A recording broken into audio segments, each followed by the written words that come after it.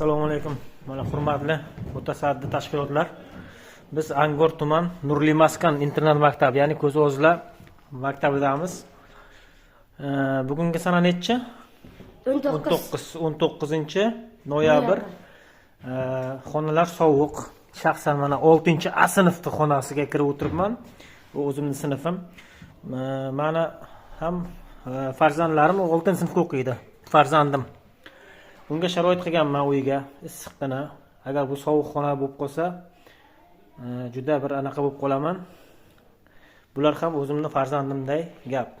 Shuning uchun men iltimos qilamanki, mana shu xonani qizdirib beradigan bir odam topib beringizlar bizga. Shaxsan mana Muhiddin Tog'ayev boshqarma boshlig'i telefonni ko'tarmaydi. Shaxsan bugun ham telefon qildim, telefonni ko'tarmadi.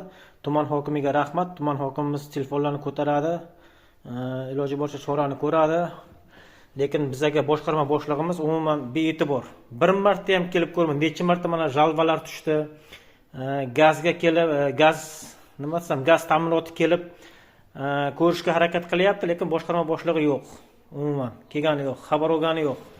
Xona haqiqatan sovuqmi yigitlar? Ha. Bu haqida bir ko'rib chiqishlaringizni iltimos qilaman. Ota-onalar, biza hal qila olmayapmiz. O'qituvchilar, xodimlar hal qila olmayapmiz. Sizlardan iltimos ota-onalar, shu farzandlarni ota-onasi sifatida qayergadir murojaat bilan chiqingizlar. Bu ishni bir hal qilishimizga yordam berishlaringizni iltimos qilamiz.